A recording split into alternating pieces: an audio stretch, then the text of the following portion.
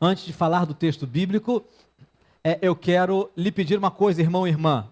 A chuva hoje nos pegou desprevenidos, temos a infiltração aí, os diáconos estão ali, igual aquele rapaz que coloca o dedo no dique, né, para a represa não romper, estão ali fazendo um trabalho. Obrigado, irmãos, de coração. Mas isso vai exigir da gente uma dose especial de concentração, certo? Fiquem tranquilos que já caiu chuva muito pior que isso, nossas caras estavam muito piores e o templo não desabou. Então fiquem em paz, com toda a segurança. Estava comentando também ali na entrada que eu me lembro que em 2010, se me falha a memória, quando fizemos o retiro em Cordeiro, acho que foi 2010,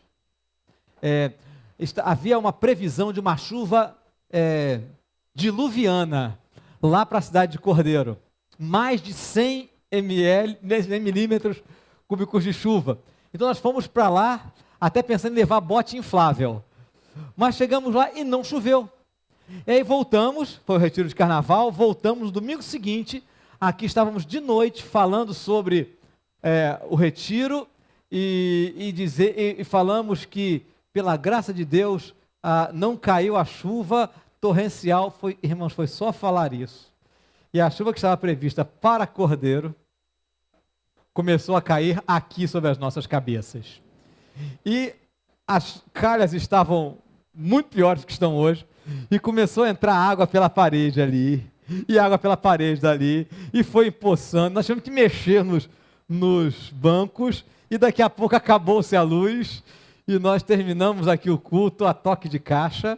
Isso não vai acontecer hoje, irmãos, pode ficar. Se acabar a luz, aí a gente dá um jeito, mas parece que isso não vai acontecer. Mas isso vai requerer da gente uma dose especial da nossa atenção, da nossa concentração, né, para que a gente possa ter um bom aproveitamento da palavra de Deus. Agora, indo ao que interessa.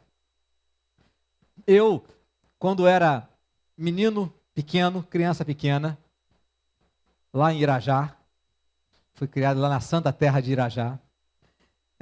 Eu sou de igreja desde antes de nascer, desde a barriga da minha mãe. Meus pais sempre foram da igreja. Então, desde cedo, na minha vida, domingo de manhã era aquilo que acontece na sua casa até hoje. Se você tem filhos, crianças, adolescentes e até jovens também. De manhã é aquele sacrifício para levantar no domingo para vir para a igreja. Ou isso acontecia lá na década de 60 e 70 em Irajá, né? Eu acho que acontece nas nossas casas. E aí a minha mãe tinha o hábito de entrar no meu quarto para me acordar cantando: alegrei-me quando me disseram, vamos, vamos à casa do Senhor. Isso ecoa nos meus ouvidos até hoje. É o Salmo 122, né? Esse salmo eu aprendi esse salmo na infância, e ele era usado para estimular a vir à igreja, para encorajar a gente a acordar cedo e vir para a igreja, chegar na hora da escola dominical. E eu morava lá em Irajá, 18 quilômetros da Avenida Brasil, me congregava no centro da cidade e tinha que chegar às 9 horas da manhã, e a gente chegava, graças ao Salmo 122 cantado pela minha mãe, né? Você manteve o Salmo 122 aberto na sua Bíblia? Então abre, ou então acessa aí no seu aplicativo, por favor. Nós lemos no início do culto, alguns irmãos chegaram um pouco depois por causa da chuva. Nós já lemos essa passagem, mas nós vamos fazer uma outra visitação nesse salmo. Esse salmo, se a sua Bíblia tem uma tradução parecida com a minha, tem uma descrição logo embaixo do título, assim, Salmo de Romagem. Em algumas versões está escrito Cânticos dos Degraus. Na sua tem Cântico de Romagem? Tem Cântico de Romagem aí? Romagem é romaria mesmo. Romaria é uma peregrinação religiosa. Era uma viagem que os judeus faziam a Jerusalém. Vinham de toda a região de Israel e de fora para cultuarem a Deus em datas especiais. Era Era assim um grande evento nacional, como, por exemplo, na nossa cultura brasileira, é o dia 12 de outubro em Aparecida do Norte. Não é? Que é uma romaria para visitar lá o Santuário de Aparecida. Assim acontecia em Israel, especificamente em Jerusalém, em que as pessoas vinham de todos os cantos de Israel e nas comunidades israelitas do mundo para visitar ali Jerusalém, onde estava o templo do Senhor.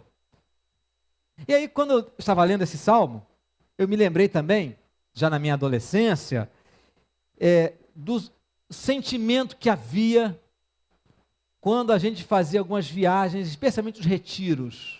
A turma de adolescentes, né, o tempo de retiro era assim aquela pulsação, aquela emoção, era o tempo em que a gente tirava uma semana para estar junto com a galera.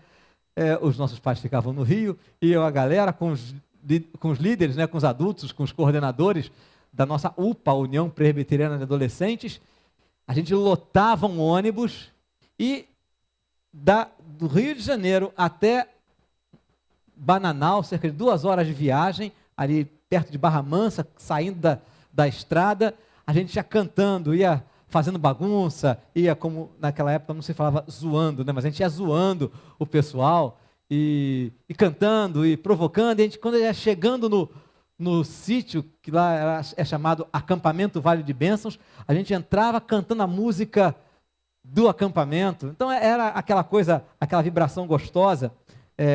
E o salmo aqui é uma música. O salmo é uma música. E a música aqui, esse louvor, é uma expressão da vibração, da alegria, do entusiasmo de um grupo de pessoas que se encontra com o mesmo objetivo. No nosso caso, nós íamos, era uma caravana só, porque o sítio estava separado para o grupo de adolescentes estar lá. Mas aqui era gente vindo de todo canto. Eram irmãos, eram compatriotas que tinham histórias diferentes, mas que estavam focados, estavam concentrados com o mesmo objetivo, com uma mesma intenção, que era estar lá em Jerusalém, cultuando e adorando ao Senhor. Então eu queria que vocês novamente colocassem os olhos nesse salmo, mas que olhassem sob essa expectativa. Talvez você possa se imaginar sendo alguém fazendo parte de uma caravana que está indo para um lugar que você tem muita vontade de estar e vai encontrar com outras pessoas queridas para estarem no mesmo lugar, um lugar que você gosta muito de estar e que te traz muita alegria e você sente essa pulsação antes. Então veja só, vamos ler, eu vou ler esse salmo, algumas partes desse salmo, e vou tentar traduzir com algumas breves palavras o sentimento que o salmista está colocando aqui como alguém que está vindo numa viagem e chegando na cidade santa, em Jerusalém. Ele primeiro fala da preparação. O primeiro versículo é a preparação. Alguém disse assim para mim: vamos à casa do Senhor? E quando alguém disse isso para mim, que era dia de viagem para Jerusalém, eu me alegrei. É isso que quer dizer o primeiro versículo. Alegrei-me quando me disseram: está chegando o dia de ir à casa do Senhor. Estava esperando por isso o ano inteiro. E eu me alegrei quando chegou a hora. Foram, e o segundo versículo, ele não fala o que aconteceu na viagem, mas no segundo versículo ele já chegou. Porque o que ele diz? Pararam os nossos pés junto às tuas portas, ó Jerusalém. Então, todo aquele tempo de viagem, já antecipando a alegria de estar lá, ele diz: chegamos. Pararam os nossos pés junto às tuas portas, ó Jerusalém. E ele diz assim: Jerusalém, que estás construída como cidade compacta. Então eu imagino o salmista chegando na porta de Jerusalém, dizendo: chegamos. E olhando as muralhas de Jerusalém, dizendo: caramba, que coisa impressionante. Isso me lembra uma vez, quando os discípulos de Jesus, olhando para o templo de Jerusalém, disseram assim: Senhor, olha que construção fantástica, que pedras enormes, que coisa, é a sétima maravilha, na sétima não, a primeira maravilha da humanidade. Olha esse templo, que coisa fantástica. Então, o sentimento do salmista de Davi é esse. Ele está falando como se fosse uma pessoa que tinha um desejo muito grande de ir a Jerusalém, ir ao templo do Senhor. Ele chega a parar nos nossos pés diante das tuas portas, ó Jerusalém. Jerusalém que estás construída como uma cidade compacta, inexpugnável, sólida, uma construção impressionante, grandiosa. Esse é o sentimento que ele tem. E aí ele depois diz assim: para onde sobem as tribos? As tribos do Senhor, como convém a Israel, para renderem graças ao nome do Senhor.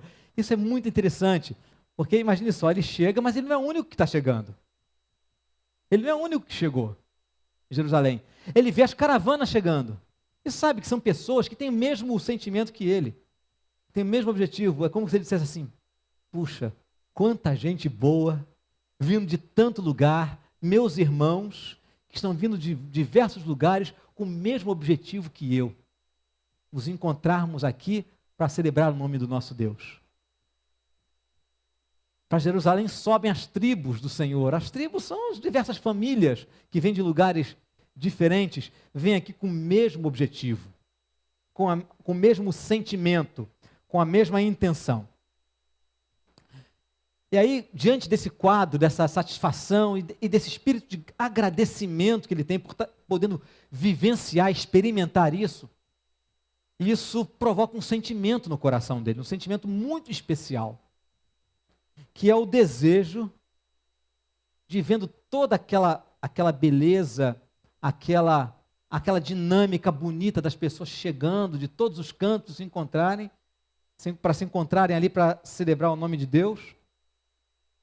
Ele diz assim: quando eu vejo tudo isso, estou feliz por poder participar dessa oportunidade.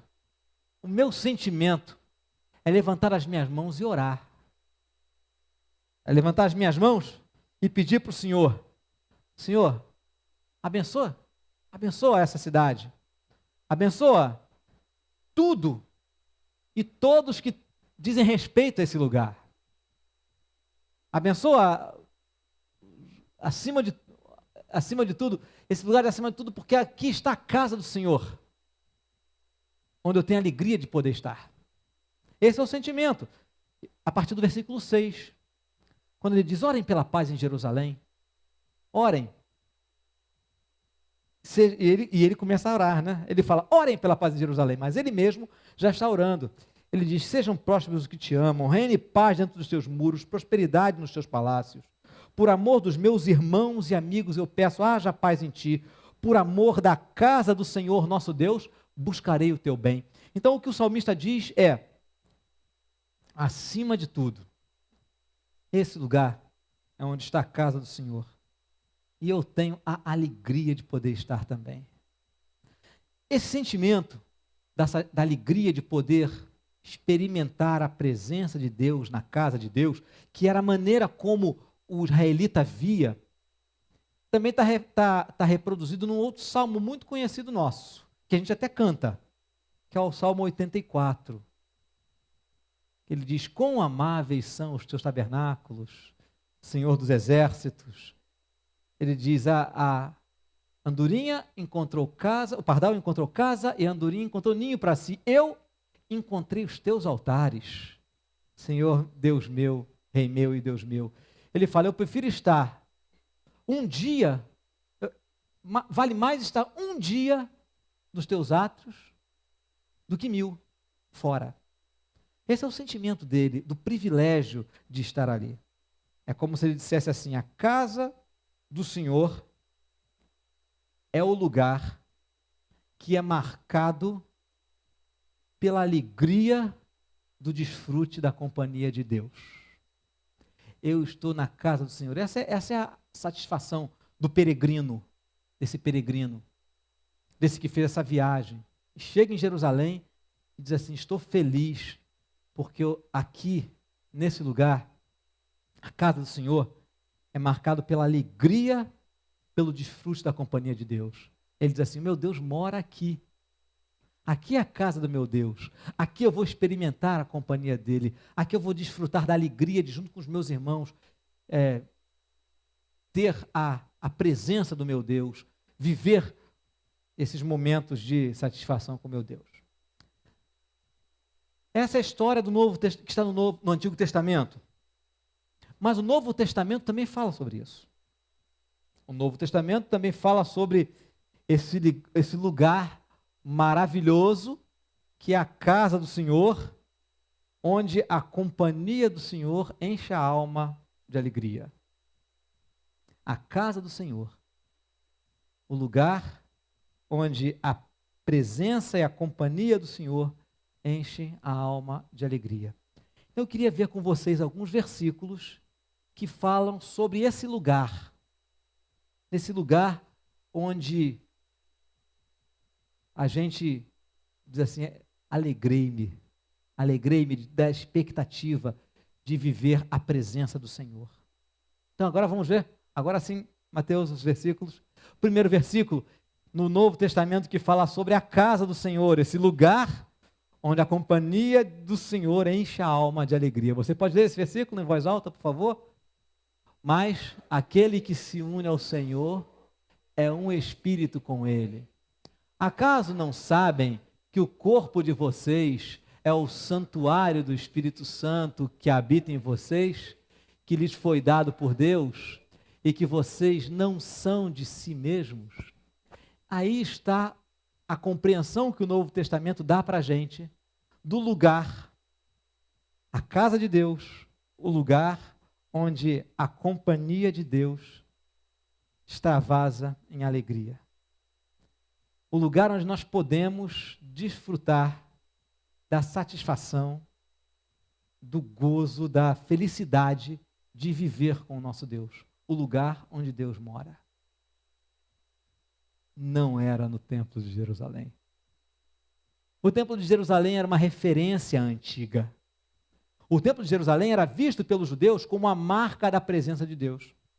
Mas quando a gente olha com atenção para o Antigo Testamento, Deus nunca teve uma grande vontade de construir um templo em Jerusalém. Deus permitiu que o templo fosse construído. Até porque é muito importante que a gente entenda que, desde sempre, Deus não é um Deus que fica restrito em um lugar. Por isso, o que a gente vê aqui no Novo Testamento, que Jesus já veio e já concedeu o Espírito Santo para o seu povo e nos traz uma nova revelação, a gente entende que o santuário do Espírito Santo, o que é? Qual é esse lugar onde a presença de Deus extravasa em alegria? A gente pode dizer: alegrei-me quando me disseram, vamos à casa do Senhor. Não é longe da gente. Não é este lugar. A casa do Senhor, diz o apóstolo Paulo, é o corpo de vocês. Individualmente, a casa do Senhor é a vida de cada servo e serva de Deus. Mas ainda existem outros versículos. Então, individualmente, o meu corpo, o seu corpo, irmão e irmã, é o lugar onde Deus mora. É o lugar onde a alegria do Senhor pode se manifestar, porque aí está Deus. Aí está o Senhor. E então, naturalmente, como cada servo, cada serva, cada seguidor e seguidora do Senhor se torna santuário de Deus, o próprio Paulo, em outras ocasiões, aponta uma outra dimensão do santuário de Deus. Vamos ver? Vamos ver juntos? Vocês não sabem que são santuário de Deus e que o Espírito de Deus habita em vocês? Aqui no capítulo 3 de 1 Coríntios, antes da passagem anterior que nós lemos, aqui lemos anteriormente, estava no capítulo 6, o contexto nos ensina que aqui ele não está falando especificamente de cada um. Quando ele usa a expressão vocês, nesse caso ele está falando da coletividade. Ele diz que a coletividade daqueles que são individualmente a casa de Deus, a morada de Deus, constrói a grande casa de Deus, que é o seu povo. Que é o seu povo. O Espírito de Deus habita em vocês individualmente e habita em vocês coletivamente. Isso fica mais claro quando ele escreve aos Efésios. Nessa passagem um pouco maior de Efésios 2, de 19 a 22, que nós vamos ler juntos também. Vamos lá?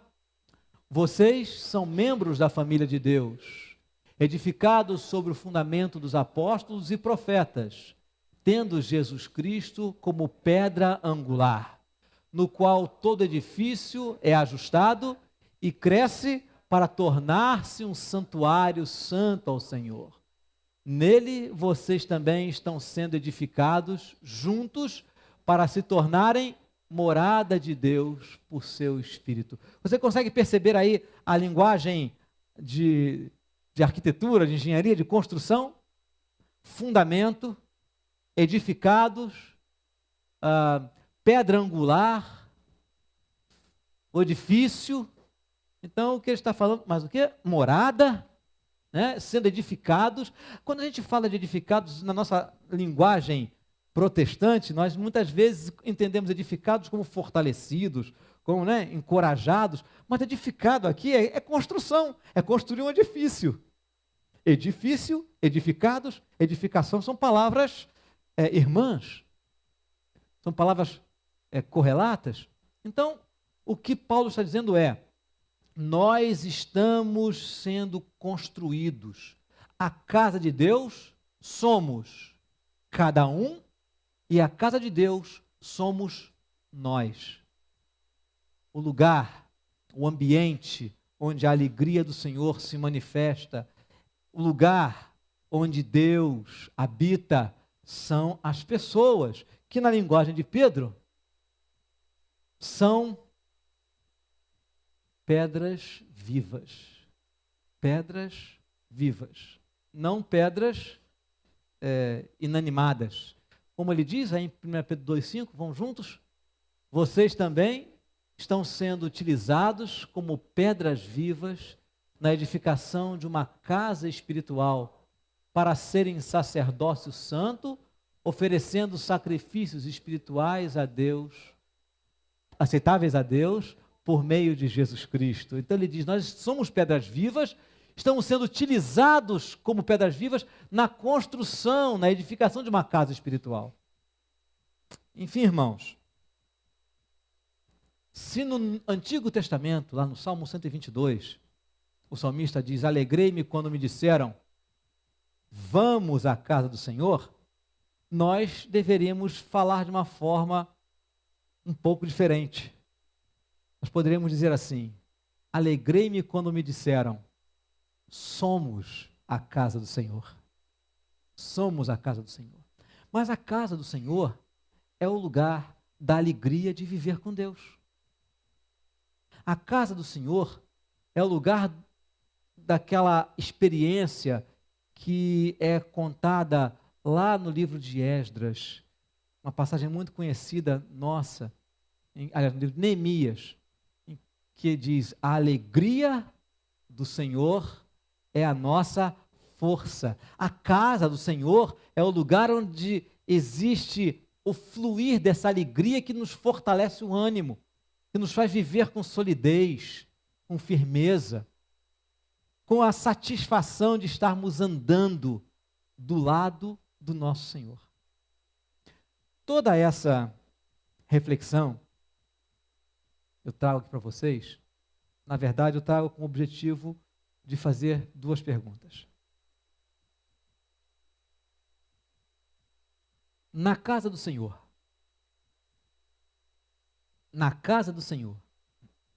que somos eu e você,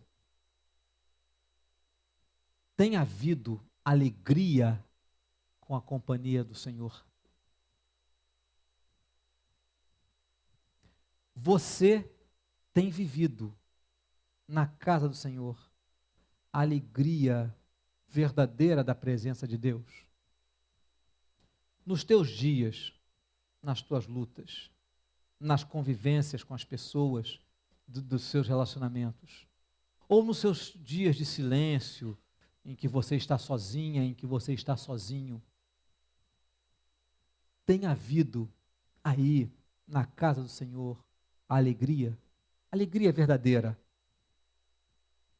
Se você fosse fazer um balanço da sua caminhada como cristão, como cristã, você diria: tenho vivido a alegria de perceber a companhia do meu Deus e de conviver verdadeiramente todos os dias em amizade, parceria e comunhão com o meu Senhor?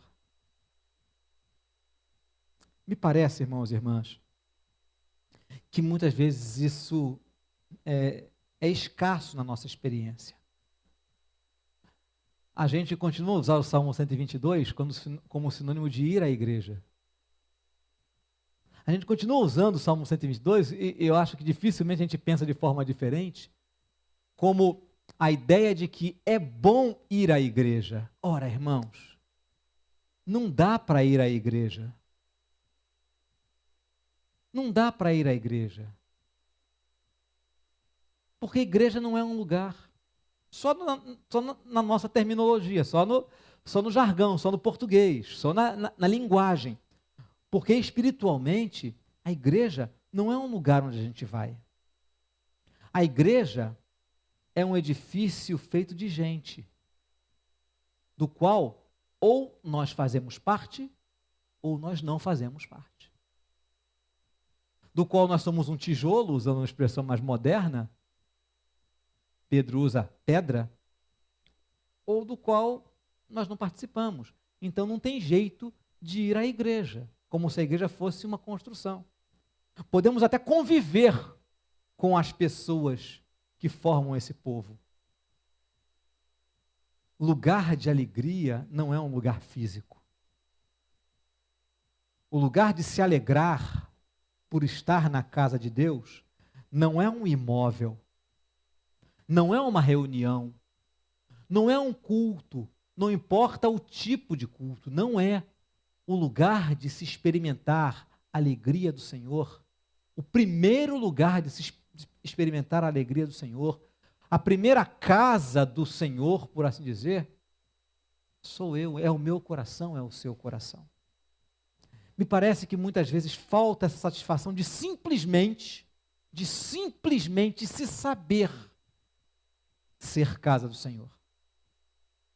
E tantos cristãos, tantas cristãs se arrastam pela vida sem experimentar a alegria da convivência com o Senhor.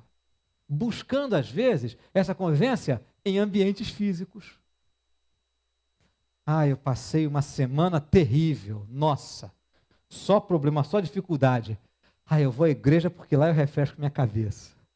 Lá eu recebo uma palavra, lá eu assisto culto. Assistir culto é outra coisa que não existe, né?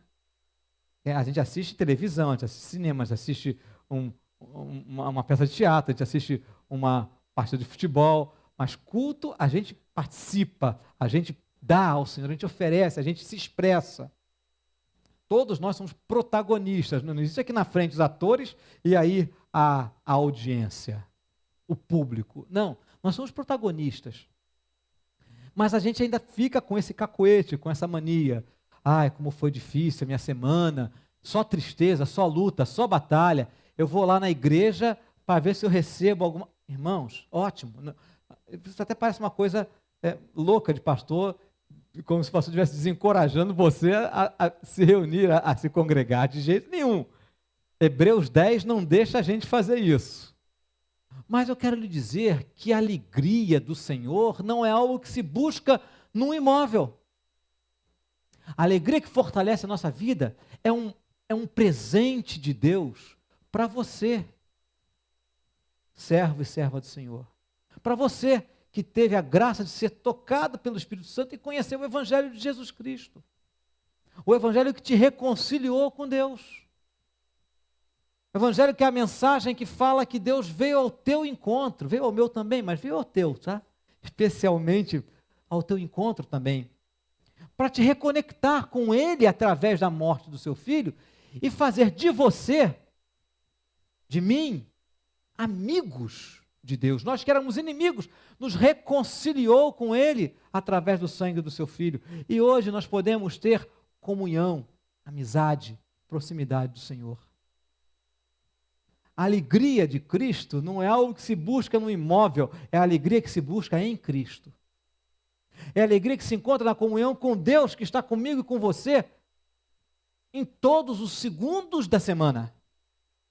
O Deus que, de uma forma misteriosa, estranhíssima, escolheu morar dentro daqueles que abriram o seu coração ao chamado eficaz do seu Espírito Santo.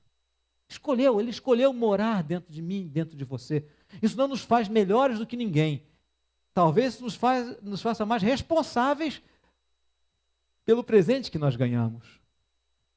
Irmão, irmã, a primeira pergunta é essa.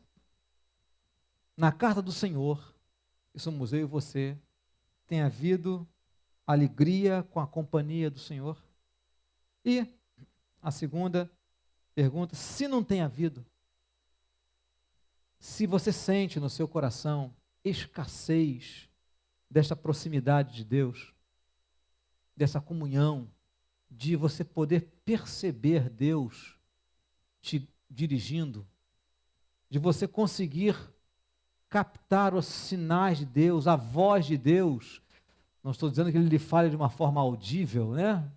Mas receber orientação dele e perceber que a orientação cotidiana, não é a orientação que você ouve no púlpito apenas, mas a sua orientação cotidiana tem vindo dele.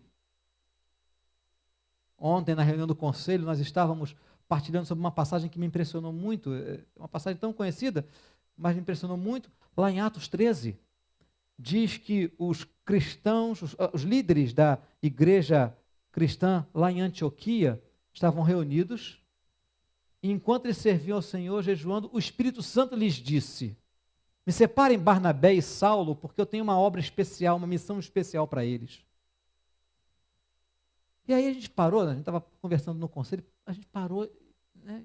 Assim, interessante. Como será que eles perceberam o Espírito Santo falando isso? Como será? Que grau de sensibilidade, de proximidade, de comunhão eles tinham com Deus para conseguir perceber uma orientação do Espírito Santo que eles não estavam perguntando. É interessante, né? Eles não dizem que o Espírito Santo, que eles perguntaram ao Espírito Santo, então o Espírito Santo falou para eles. Não, o texto diz que eles estavam servindo ao Senhor e jejuando, e o Espírito Santo falou: me separem Barnabé e Saulo, porque eu tenho uma missão especial para eles. Então, se a gente sente necessidade e precisa perceber melhor essa presença do nosso Senhor, que é nosso companheiro, não tenho dúvida disso.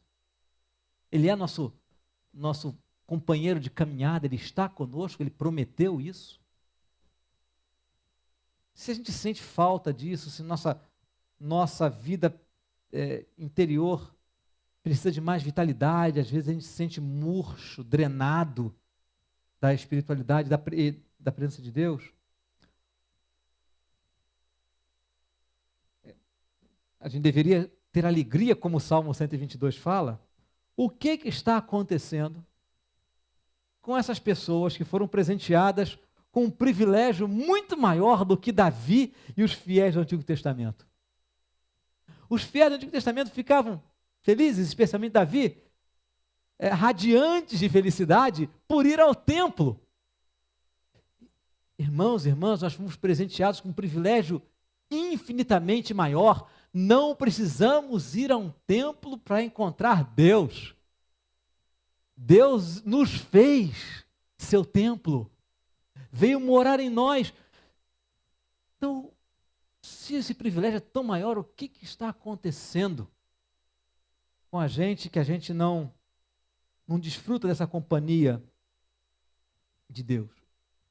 Talvez a gente esteja deixando o tempo passar, os nossos dias passarem correndo, sem que a gente dê atenção a algumas coisas muito importantes. A gente deixa o tempo passar, a gente vai vivendo um dia atrás do outro, os dias vão correndo, a nossa vida acelerada, sem dar atenção a coisas centrais da nossa vida. E nada é mais central do que vivermos uma experiência diária de comunhão com Deus, de proximidade de Deus, de percepção da condução de Deus na nossa vida. Talvez a gente não esteja dando tempo, por exemplo, para perceber a grandeza de Jerusalém. Lembram-se? Primeira coisa, quando ele chega na frente de Jerusalém, ele olha e diz: nossa, que espetáculo. Há uma nova Jerusalém. Não estou falando no fim de tudo. Se Jerusalém se caracterizava especialmente pelo templo do Senhor, essa nova Jerusalém, entre aspas, se caracteriza pela mesma marca, o templo do Senhor. O templo do Senhor somos eu e você. Mas a gente vive a vida correndo e não percebe como é grandioso, como é grandiosa a obra que Deus tem feito na nossa vida. A gente não percebe como é grandiosa a obra de Deus na nossa vida. Eu gosto muito daquele cântico tão conhecido nosso, que diz assim: queremos o teu nome agradecer e engrandecer-te por tua obra em nossas vidas. A gente não para perceber a grandeza de Jerusalém. A gente fica procurando grandeza em imóveis, em experiências alheias, quando na verdade Deus fez uma obra grandiosa, fazendo de mim e de você sua Jerusalém, seu templo. A gente vive a vida correndo sem dar atenção ao privilégio de não precisar de ir a lugar nenhum para estar na casa de Deus. As religiões, de uma maneira geral, entendem Deus, ou a sua percepção de Deus, a sua visão de Deus, meio como um Deus estático. Até o próprio cristianismo, durante os tempos mais obscuros, tinha uma compreensão de Deus simplesmente parado, sentado no grande trono, porque a Bíblia fala de o Senhor estar no trono, mas essa visão meio que congelou, parece que travou essa imagem, e a visão que se tem é de um Deus estático. Não, a Bíblia mostra um Deus que nos privilegiou com o fato de que nós não precisamos de ir num lugar para estarmos na casa de Deus, porque Ele, por assim dizer, se desloca para suas casas. Para a casa dele que somos cada um de nós. Isso é um privilégio imenso. Não é preciso ir ao templo físico para experimentar a presença de Deus. A gente vai vivendo a vida, correndo os nossos dias, sem dar atenção. Também é uma outra coisa muito preciosa. É que há outras pessoas que não apenas vão, mas que pela graça de Deus são também casa de Deus, junto comigo, junto com você. Há outras pessoas que são a casa de Deus comigo. Quando o salmista vê as tribos do Senhor subindo, né? Ele percebe: eu não estou sozinho. A experiência não é só minha. Deus convocou outras pessoas. E agora, hoje, do lado de cá do Testamento, do Novo Testamento, nós podemos dizer: eu não sou a única casa de Deus. Há outras pessoas, irmãos e irmãs, em que Deus escolheu morar também. São as tribos de Israel. O novo Israel, o novo povo de Deus. Somos casa de Deus individualmente e somos casa de Deus coletivamente. Irmãos e irmãs, são imensos privilégios. Não deixe a vida passar correndo sem você perceber isso.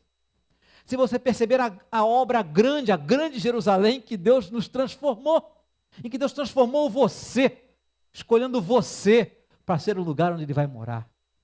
Não deixe a vida passar correndo sem você parar para pensar como é uma enorme bênção saber que você não precisa ir na casa de Deus, mas que Deus veio a você e fez de você a sua casa. Não deixe a vida passar, não deixe os seus dias irem à frente, sem que você perceba também que há outras pessoas que também são casa de Deus junto com você. E assim, Deus está construindo o seu grande santuário, está construindo a grande casa de Deus. O escritor de Hebreus fala em Hebreus capítulo 10, versículo 22, que nós temos um grande sacerdote, nós temos um sacerdote sobre a grande casa de Deus, sobre a grande casa de Deus. Esse sumo sacerdote, Jesus, está sobre mim, está sobre você, quando nós estamos juntos, está sobre mim, está sobre você, quando estamos separados, Ele está presente. Por isso, irmão, eu te encorajo a fazer algumas coisas. Quero te encorajar a fazer algumas coisas. Não só não deixar a vida correr sem pensar nessas verdades, mas fazer algumas coisas concretas. Primeiro, dê atenção a Deus, porque Deus está na sua casa. Deus está na casa dele. Dê atenção a Ele. Ele está na casa dele. Dê atenção a Ele. Qual é a casa de Deus? Qual é a casa de Deus? Você, eu. Deus está na casa dele. Então, dê atenção a Ele. Pare para estar com Ele. Converse com Ele. Compartilhe com Ele as suas experiências. Fale com Ele a respeito das suas preocupações. Ria com Ele. Cante com Ele. Conte piada com Ele. Compartilhe essas coisas com Ele. Ele está na sua casa. Dê atenção àquele que está morando na sua casa. Na sua casa, sua com S maiúsculo. Dê atenção a Ele. Segundo, consagre para Ele todos os dias a casa dele. Consagre, arrume todos os dias para Ele a casa dele. Se entregue ao Senhor todos os dias, conscientemente. Dedique ao Senhor os seus minutos, as suas decisões, aquilo que você vai fazer. O que você tem que fazer amanhã? Tem que apresentar algum trabalho amanhã? Na escola, na faculdade? Alguma tarefa para apresentar no trabalho? Alguma responsabilidade a ser realizada amanhã? É a casa de Deus que vai fazer essa tarefa. Então consagre a Ele essa responsabilidade, essa atividade que você vai fazer. Consagre a Ele os seus dentes, quando você for escovar os seus dentes. Parece uma coisa banal, mas é casa de Deus. Cuide da casa de Deus. Alimente adequadamente a casa de Deus. Sem exageros, sem autoflagelação, com equilíbrio, com sensatez, porque é a casa de Deus. Arrume bem a casa de Deus, vista adequadamente a casa de Deus. Porque é a casa de Deus, enfim, consagre a Ele cada dia a casa dele, que é você. Aprenda com Davi, aqui como ele diz, versículo 6, como começa? Fechou sua Bíblia? Fechou a Bíblia? Não era para ter fechado. Como começa o versículo 6? Orai pela paz em Jerusalém, ore pela casa dele. Ore pela casa dele, que é você e todos nós. Você e os outros tijolos, por um lado tijolos, por outro lado casas mesmo. Ore pela casa dele todos os dias. Lembre, não é a igreja presbiteriana do Grajaú, instituição, um CGC, um meu tal, né? Bar meio invertido, traço 00, né? Não é o CNPJ, não. Ore pelas pessoas, por você e pelos seus irmãos, ore pela casa dele. Mas acima de tudo, cuide diariamente da interação entre Deus e a sua casa, e a você, todos os dias. Todos os dias. Dê atenção ao Senhor. Todos os dias. Ele está na sua casa, então dê atenção a Ele todos os dias. Queria que a gente concluísse essa mensagem fazendo uma oração juntos. Uma oração cantada. Uma canção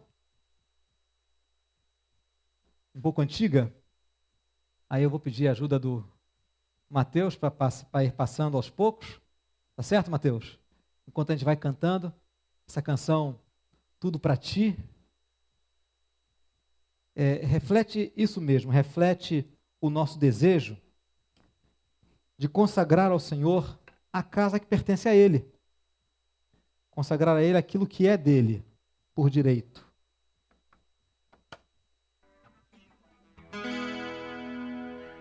É uma oração minha e sua, feita para o Senhor, nosso desejo de consagrarmos ao Senhor a casa que pertence a Ele. Quantos são aqui que conhecem essa canção?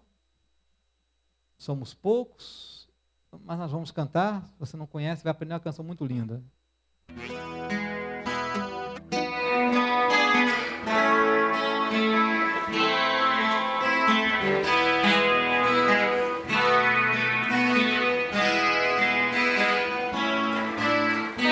Em cada dia, Senhor, te buscar, cada momento teu nome louvar, meu pensamento cativo levar, tudo a Cristo pra ti. Mais uma vez. Em cada dia, Senhor, te buscar, cada momento teu nome louvar, meu pensamento cativo levar, tudo a Cristo pra ti. A minha vida e tudo que sou é teu, Senhor, eu te dou. Tudo que tenho, talentos e bens, são teus, Senhor, os tens.